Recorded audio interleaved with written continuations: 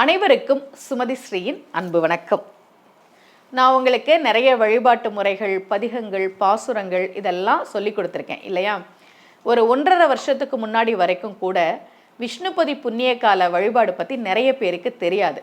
நான் விஷ்ணுபதி புண்ணியகால வழிபாடு பற்றி பேசின வீடியோ நிறைய வாட்ஸ்அப் குரூப்பில், சமூக வலைத்தளங்களில் ஷேர் ஆனதுக்கு அப்புறம் இன்றைக்கி நிறைய பேர் அந்த வழிபாடு பண்ணுறாங்க. அதே மாதிரி நாம் நம்ம வாழ்க்கையில் சுபிட்சமாக இருக்கிறதுக்கு, ஒரு நல்ல முன்னேற்றம் வர்றதுக்கு நாம் செய்ய வேண்டிய மிக முக்கியமான ஒரு வழிபாடு பற்றி தான் இந்த பதிவில் நான் உங்களுக்கு சொல்ல போகிறேன். இந்த பூஜையை யாரெல்லாம் பண்ணணும் அப்படின்றத முதல்ல சொல்லிடுறேன். நிறைய பேர் என்கிட்ட ஜாதகம் பார்க்க வரும்போது, நாங்கள் குலதெய்வ வழிபாடே பண்ணினதில்லை, எங்களுக்கு குலதெய்வமே என்னன்னு தெரியாது அப்படின்னு சொல்லுவாங்க.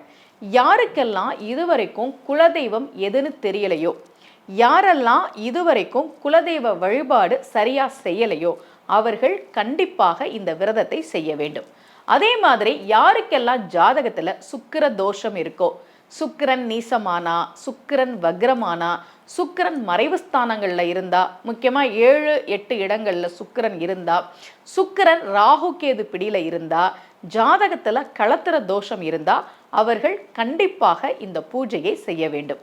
அதே மாதிரி யாருக்கெல்லாம் நிறைய தங்கம் வேணுமோ, யாராவது அதை வேணான்னு சொல்லுவோமா? நம்ம எல்லாருமே பணத்துக்காகவும் செல்வத்திற்காகவும் தான் ஓடிக்கிட்டே இருக்கோம் இல்லையா?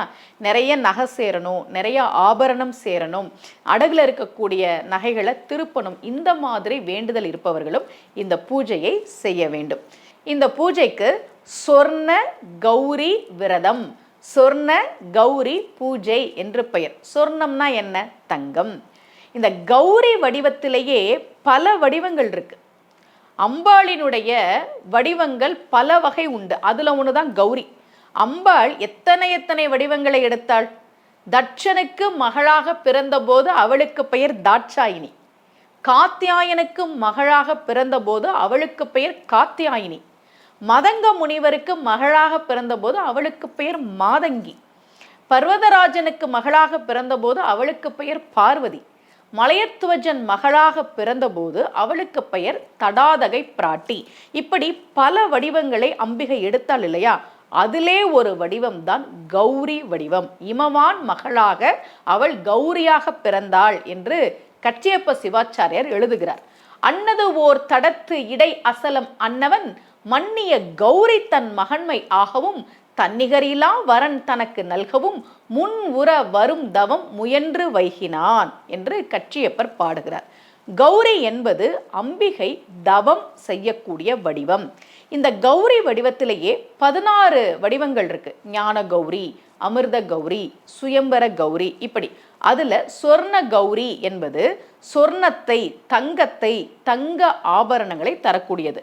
அந்த சொர்ண கௌரியை விநாயகர் சதுர்த்திக்கு முதல் நாள், ஆவணி மாதம் சுக்லபட்சியம் திருதியை அன்றைக்கு நாம் விரதம் இருந்து வழிபாடு செய்கிற போது நமக்கு பொருளாதார ரீதியான முன்னேற்றங்கள் வரும், செல்வம் பெருகும் என்பது நம்பிக்கை. அந்த பூஜையை எப்படி பண்றது அப்படின்றத இப்ப நான் உங்களுக்கு சொல்றேன். முதல்ல விநாயகரை நம்ம ஒரு மஞ்சள்ல விநாயகரை பிடிச்சு வச்சுக்கணும். அடுத்தது மண்ணால் செய்யப்பட்ட ஒரு அம்மன் சிலை. விநாயகர் சதுர்த்திக்கு விநாயகர் சிலை வாங்குறோமே, அந்த மாதிரி மண்ணால் செய்யப்பட்ட ஒரு அம்மன் சிலை அல்லது கலசம் வச்சு நம்ம வழிபாடு பண்ணலாம். கலசத்துல தேங்காய் வைத்து அம்பாள் முகம் வைப்போம் இல்லையா? வரலட்சுமி நோன்புக்கு நாம அம்பாளை கலசத்துல ஆவாகனம் செய்கிற போது அம்பாள் முகம் வைப்போமே, அதே மாதிரி ஒரு கலசம் தயார் பண்ணிக்கலாம். மண்ணாலான அம்மன் சிலையும் கிடைக்கல, கலசமும் தயார் பண்ண முடியல அப்படின்னா வீட்டில் சிவபெருமானும் பார்வதியுமாக இருக்கக்கூடிய படம் இருந்ததுன்னா அதை வச்சு இந்த பூஜையை நம்ம பண்ணலாம். 2 பக்கமும் தீபம் ஏற்றணும். ஒரு தீபத்தில் நெய், இன்னொரு தீபத்தில் நல்லெண்ணெய். நிவேதனம் உங்களால் என்னென்ன பண்ண முடியுதோ, பாயாசம், சக்கரை பொங்கல், இது மாதிரி உங்களால் முடிஞ்ச நிவேதனங்களை தயார் பண்ணி வச்சுக்கோங்க. தீப தூபம் காட்டணும். அர்ச்சனை செய்து அம்பாளை வழிபாடு செய்ய வேண்டும். சொர்ண கௌரியை வழிபாடு செய்ய வேண்டும். மிக முக்கியமாக லலிதா நவரத்ன மாலை படிக்க வேண்டும். கனகதாரா ஸ்தோத்திரம் சொல்ல வேண்டும். அபிராமி அந்தாதில உங்களுக்கு தெரிந்த பாடல்கள் எல்லாம் சொல்லுங்க. இதுல முக்கியமா 16 முடிச்சு போட்ட ஒரு கயிறு நம்ம பூஜையில வச்சிருப்போம். நீங்க தீபதூபம் காட்டிட்டு அர்ச்சனை பண்ணிட்டு நிவேதனம் பண்ணிட்டு அந்த 16 முடிச்சுகள் உள்ள அந்த கயிறை உங்க கையில கட்டிக்கோங்க. இந்த பூஜையை நீங்கள் வடக்கு திசை பார்த்து செய்வது சிறப்பு. பூஜையெல்லாம் முடித்த பிறகு உங்களுடைய பிரார்த்தனைகள் எல்லாம் சொல்லி முடித்த பிறகு அம்பாளுக்கு ஆரத்தி எடுக்கணும்.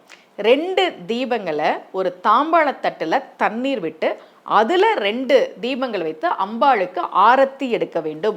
சர்வமங்கல மாங்கல்யே சிவே சர்வார்த்த சாதிகே சரண்யே திரியம்பகே கௌரி நாராயணி நமோஸ்துதே அப்படின்னு சொல்லி அம்பாளுக்கு ஆரத்தி எடுத்து நாம் அந்த பூஜையை நிறைவு பண்ணுறோம். நிறைவு பண்ணி முடித்த உடனே அம்பாளை கொஞ்சம் வடக்கு பக்கமாக நீங்கள் நகர்த்தி வைக்கணும். அடுத்த நாள் புனர்பூஜை பண்ணணும். புனர்பூஜைனா என்னென்னா பூஜையை நிறைவு பண்ணுறது.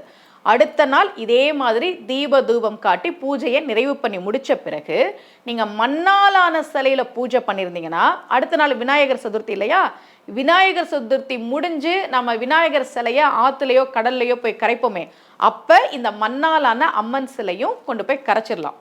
அல்லது நீங்கள் கலசத்தில் ஆவாகனம் செஞ்சு வழிபாடு செஞ்சுருந்தீங்கன்னா கலசத்தில் அரிசி இருக்கும் இல்லையா, அந்த அரிசியை வீட்டில் நம்ம சமைக்கிற அரிசி வச்சுருக்கக்கூடிய பாத்திரத்தில் சேர்த்துடலாம்.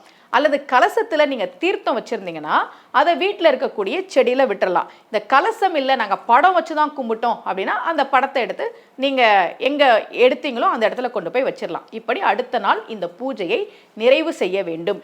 யார் ஒருவர் சொர்ண கௌரி பூஜையை தவறாமல் செய்கிறார்களோ அவர்களுக்கு குல தெய்வ தோஷம் சாபம் நீங்கும். ஜாதகத்தில் இருக்கக்கூடிய சுக்கிர தோஷம் நீங்கும்.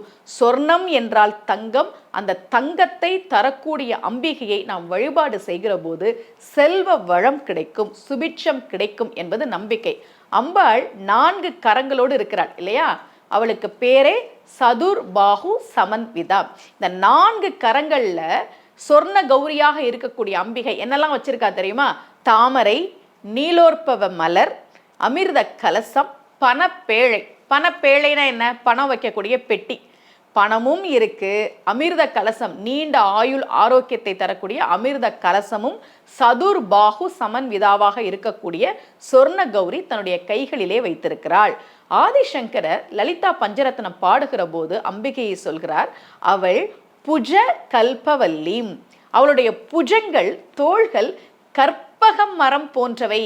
கற்பக மரம் கேட்பதையெல்லாம் கொடுக்கும் இல்லையா, அப்படிப்பட்ட அம்பிகையை சொர்ண கௌரியை விநாயகர் சதுர்த்திக்கு முதல் நாள் நாம் வீட்டிலே ஆவாகனம் செய்து வழிபாடு செய்கிற போது நிச்சயமாக அந்த வீடு பொருளாதாரத்தில் ஒரு மிகப்பெரிய முன்னேற்றத்தை காணும். நல்ல சுபிட்சம் உண்டாகும். ஜாதகத்தில் இருக்கக்கூடிய சுக்கிர தோஷம், குலதெய்வ சாபம் நீங்கும் என்பது நம்பிக்கை. இந்த வருஷம் விநாயகர் சதுர்த்திக்கு முதல் நாள் இந்த பூஜையை பண்ணுங்க. தொடர்ந்து ஒவ்வொரு வருஷமும் நான் உங்களுக்கு ஞாபகப்படுத்துகிறேன். இந்த பூஜையை செய்து நாம் எல்லோரும் நல்ல பலன்களை பெறலாம். மீண்டும் ஒரு நல்ல பதிவோடு உங்கள் அனைவரையும் சந்திக்கிறேன். அனைவருக்கும் அன்புடன் சுமதி ஸ்ரீ.